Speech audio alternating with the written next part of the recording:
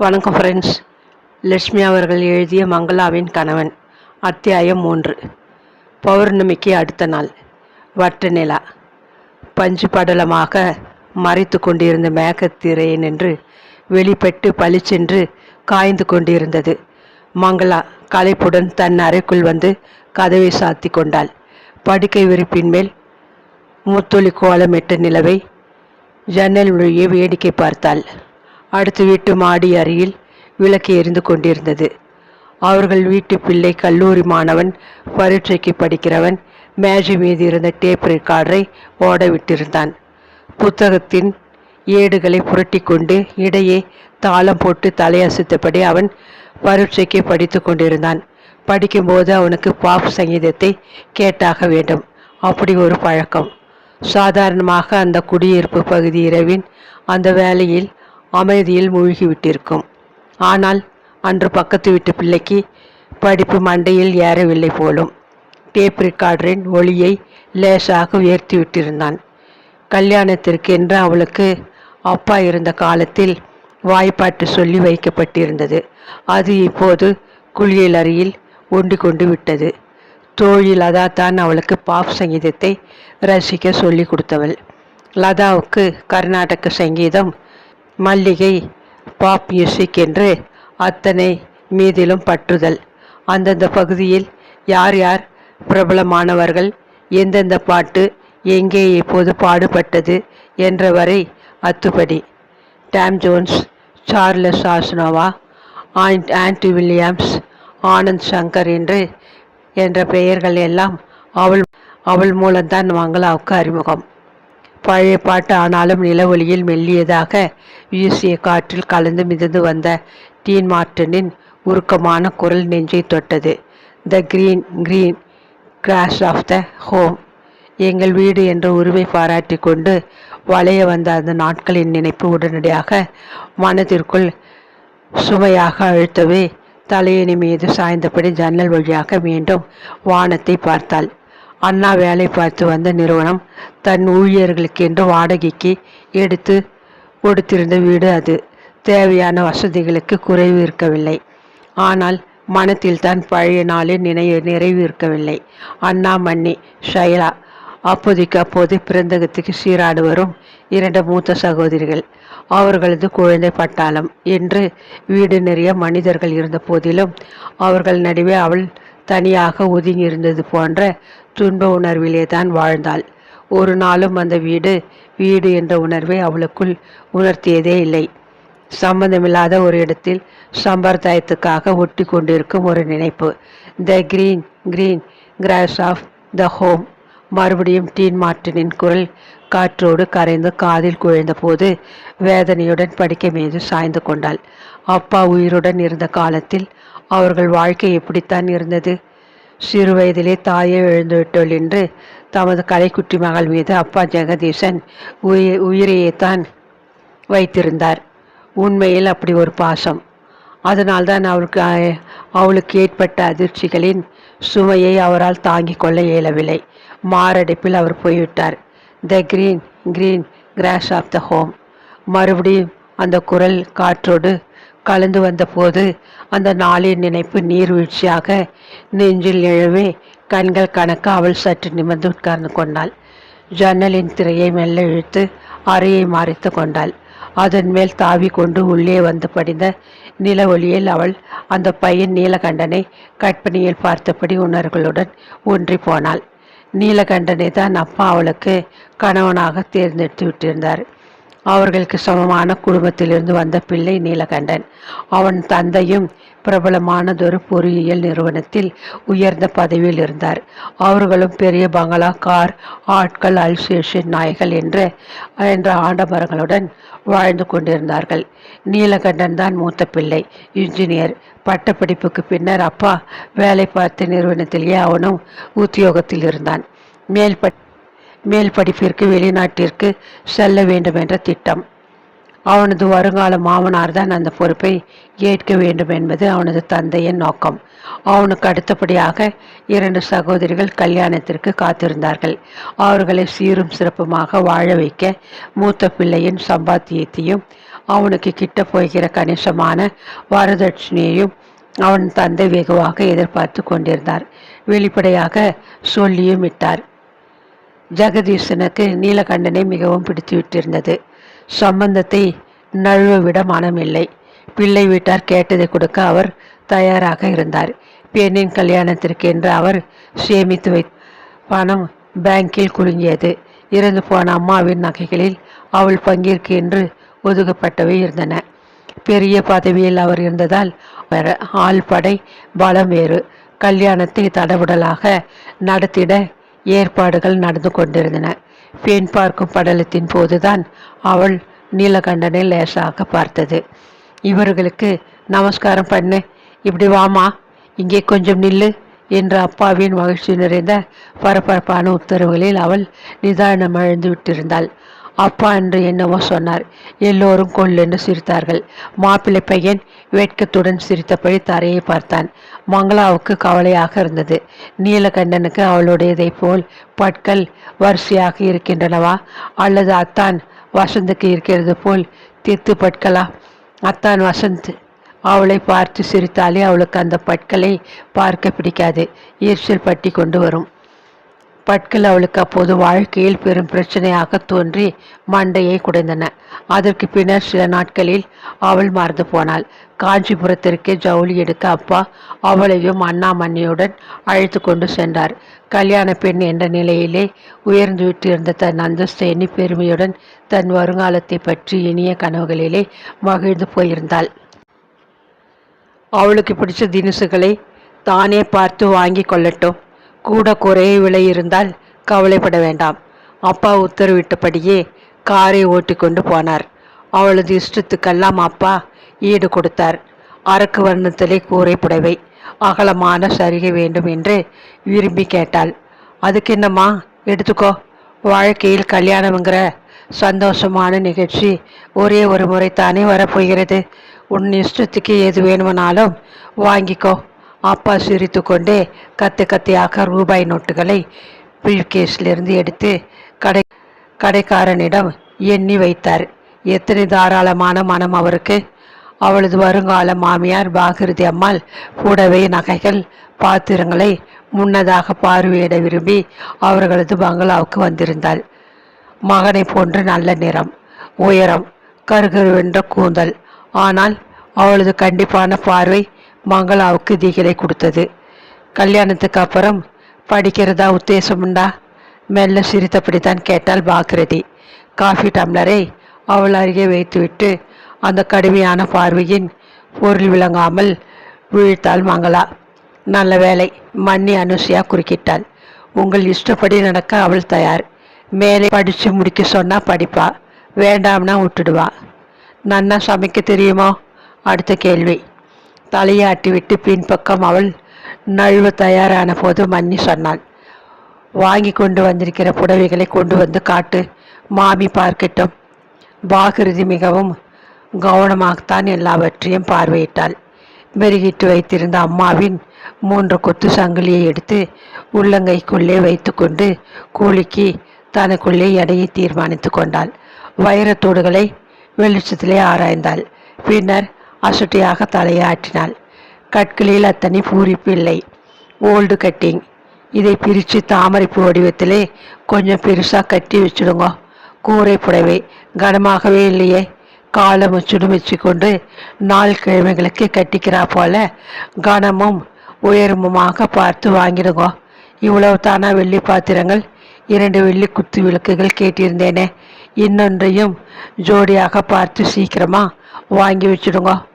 வருங்கால சம்பந்தி அம்மாள் முன்னால் கை கட்டி வாய் புதைத்து நிற்கும் அடிமை போல உடலை கூனி குறுகி கொண்டு அப்பா. பாகிருதி அம்மாளுக்கு சலாம் போட்டு குழைந்த அந்த காட்சி இன்று நடப்பது போல எத்தனை தெளிவாக நினைவிலே நிற்கின்றது. எந்த விதமான குறையும் வைக்க மாட்டோம். உங்கள் பிரியப்படியே எல்லாத்தையும் செய்து முடிக்கிறோம், அப்பா உறுதி தெரிவித்தார். நான் முன்னாடி வந்து பார்த்தது நல்லதா போச்சு. பின்னாடி மனஸ்தாபங்கள் வேண்டாம் பாருங்க. வெட்டு 1 துண்டு 2ஆக பேசின பாகிருதியை நிமிர்ந்து பார்க்கவும் மங்களாவுக்கு பயமாகத்தான் இருந்தது. 18வது வயதின் இறுதியை எட்டி கொண்டிருந்தாள்.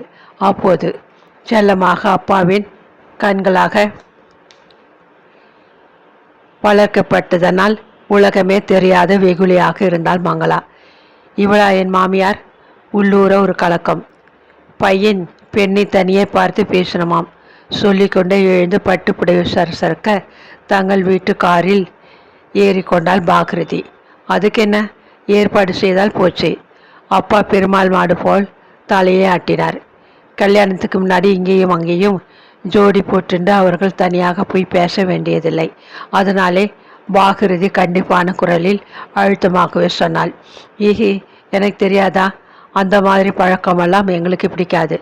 நீங்கள் என்னைக்குன்னு நாள் குறித்து சொன்னால் நம்ம தோட்டத்திலேயே அவா 2 பேரும் புல்தரை மேலே உட்கார்ந்து பேசட்டும். ஏற்பாடு செய்திடுறேன். பெரியவா கண்காணிப்பிலேயே தாராளமாக பேசட்டுமே. இப்போ பேசி தெரிஞ்சு கொண்டால் தானே அவர்கள் இருவருக்கும் ஒருத்தரை ஒருத்தர் புரிஞ்சிக்க உதவியாக இருக்கும்.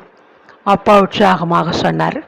ஒரே ஒரு நாள் ஒரு சந்திப்பில் பெரியவர்கள் கண்காணிப்பில் ஒரு இடத்தில் அமர்ந்து சிறிது நேரம் பேசிவிட்டதும் அவர்கள் இருவர் இடையே காதல் கரை புரண்டு பொங்கி எழுந்துவிடும் என்பது அப்பாவின் கணிப்பு. அவளும் அப்போது அப்படித்தான் எண்ணினாள். அழகான மாப்பிள்ளையாக அப்பா அந்தஸ்துக்கு தக்கப்படி தேர்ந்தெடுத்து வைத்திருந்த நீலகண்டனை அவளும் எடுத்த எடுப்பிலேயே காதலிக்க தன்னை தயாராக்கி கொண்டிருந்தாள். நீலகண்டனுடன் பேசி அவன் சிரிக்கும்போது கவனமாக பற்களை கவனிக்க வேண்டும் என்றதொரு நினைப்பு இடையே இழை ஓடியதும் உண்மை. சில நாட்களுக்கு பின்னர் ஒரு நாள் மாலை நீலகண்டன் அவர்கள் வீட்டிற்கு வந்தான். முன்னதாகவே அவன் வரவு அறிவிக்கப்படவில்லை. தானே காரை ஒட்டி கொண்டு வாசலில் இறங்கி அவனை உள்ளே இருந்தபடியே அவள் பார்த்து விட்டாள். வெள்ளை குர்தாவும் பட்டு கரை வேஷ்டியுமாக உயரமாக கம்பீரமாக நடந்து உள்ளே வந்ததைக் கண்டு அவள் மார்பு படப்படுத்தது. மாடிக்கு ஓடினாள். அவசரமாக முகத்தை கழுவிக்கொண்டு கூந்தலை வாரி பின்னி நுனியில் ரிப்பனை வைத்து கண்டி கொண்டாள். அவளுக்கு பிடித்தமான நீலவண்ண அரக்கு கரை காஞ்சிபுர பட்டு புடவையும் ஏற்ற ரவிக்கையும் தரித்து கொண்டாள். கீழே வா, உன்னோடு மாப்பிள்ளை சித்த பேசணுமாம். மன்னி அனுசியா அழுத்து கொண்டே வருமுன் இமைகளில் லேசாக மையை தீட்டிக்கொண்டு நெற்றி குங்குமத்தை சரி செய்துவிட்டு கண்ணாடியிலே அழகு பார்த்து கொண்டிருந்தாள் மங்களா. அவசரம் அவளுக்கு. பங்களாவின் பக்கவாட்டிலும் பறந்து கிடந்த புல்வெளியில் ஜமுக்காலத்தை விரித்து சாப்பிட சூடாக பஜ்ஜியும் பாதாம் அல்வாவும் காஃபியும் கொண்டு வைத்திருந்தார்கள். உதடும் மூக்கும் துடிக்க, கையும் கால்களும் பதற, நெஞ்சு படப்படக்க அவன் எதிரே ஜமுக்காலத்தின் மீது அவள் உட்கார்ந்து கொண்டாள். என்ன பேசுவது? ஒரே குழப்பம். உனக்கு தித்துப்பு பிடிக்குமா, காரம் பிடிக்குமா கேட்டுக்கொண்டே அவன் பாதாம் அல்வா கிண்ணத்தை எடுத்து அவளிடம் கொடுத்தான். இரண்டுமே பிடிக்கும். அவள் குரல் நடுங்கியது பயத்தில். ஒரு நாளைக்கு எத்தனை தடவை காபி சாப்பிடுவ? அடுத்தபடியாக தலை போகிற பெரிய கேள்வி ஒன்றை கேட்டு வைத்தான். 2 தடவைக்கு மேல் சாப்பிட பிடிக்காது. ஆமாம், நீங்கள் சிகரெட் குடிப்பதுண்டா? கேட்க வேண்டுமென்று எழுந்த கேள்வியை சற்றென்று அடக்கி கொண்டாள். உனக்கு நீல வர்ணம் ரொம்ப பிடிக்குமா? எனக்கு பச்சை தான் ரொம்ப பிடிக்கும் என்றான் அவன். அரண்டு போய்விட்டாள். தப்பான வண்ண புடவையை அணிந்து கொண்டிருக்கிறாளே என்று தவறாக எண்ணிக்கொண்டு விட்டாள். இல்லை, எனக்கும் பச்சை தான் ரொம்ப பிடிக்கும். ஏதோ பெரிய அதிசயத்தை கேட்டுவிட்டது போல அவன் உரத்து சிரித்தான். அப்போது நிமிர்ந்து கொஞ்சம் துணியுடன் பார்த்தாள். அப்பாடா என்ற மனம் நிம்மதியை அடைந்தது. அவனுக்கும் பற்கள் வரிசையாக இருந்தன. சிரிக்கும் போது அவன் இன்னும் கொஞ்சம் கூட அழகாகவே இருந்தான். அதை கண்டு மனம் பூரித்து போனாள். அதற்கு பின் அவன் கேட்ட சில கேள்விகளுக்கெல்லாம் அவள் புன்னகையுடன் தலையை ஆட்டினாள். மாலை மங்கி இருள் பரவி கொண்டு வந்ததும் அப்பா தொண்டையை கனைத்து கொண்டு அருகில் வந்துவிட்டார். பேச்சு முடிவடைந்தது. சாப்பாடு பற்றியும் கதைகள் படிப்பது பற்றியும் பேசியதிலே நாங்கள் ஒருவரை ஒருவர் புரிந்து கொண்டு விட்டதாக ஒரு நினைப்பு.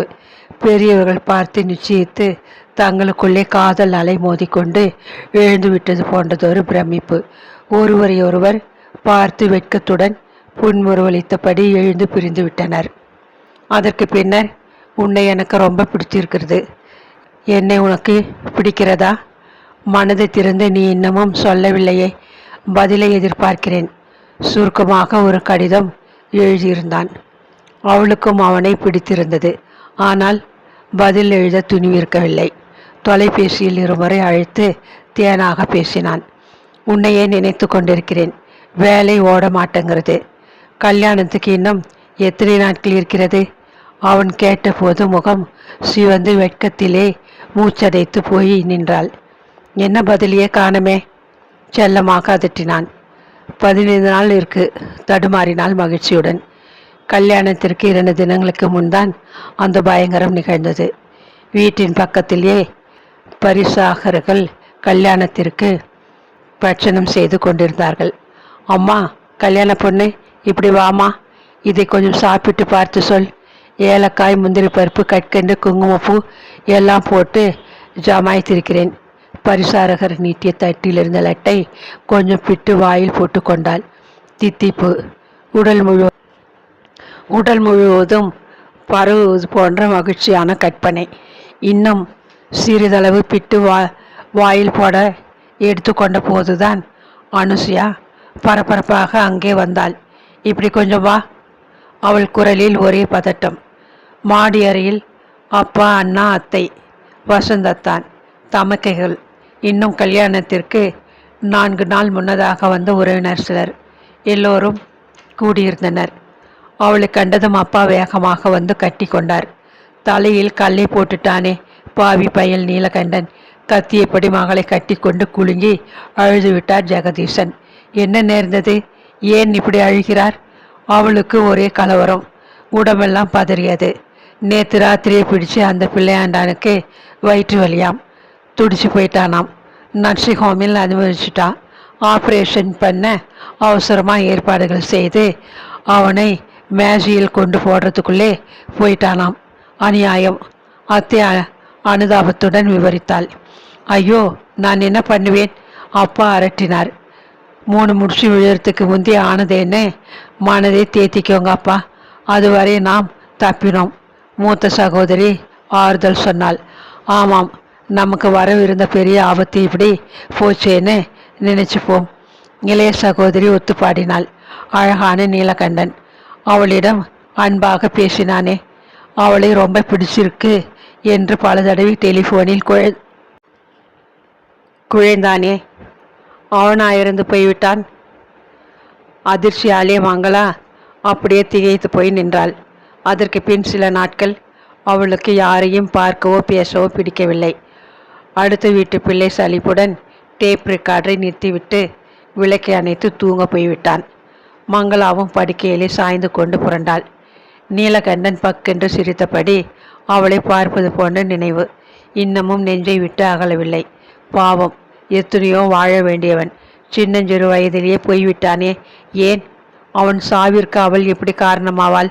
குற்றவாளி கூண்டில் இன்னமும் நிறுத்தி வைத்து அவளை பழி வாங்குகிறார்களே, அதை பற்றி என்ன சொல்ல? நீலகண்டன் இறந்து போனான். அவன் வரைக்கும் நிம்மதி. அவன் மரணத்தின் பாதிப்பினால் நிலை குலைந்து நிற்கிறாள் அவள். அதை பார்த்து யாராவது சிந்தித்தார்களா? அவளுக்காக யாராவது அனுதாபப்பட்டிருப்பார்களா? பொங்கி எழுந்த கண்ணீரை துடைத்து கொண்டு கடந்த கால நினைவை உதறிவிட தலையணியில் முகத்தை பதித்து கொண்டாள்.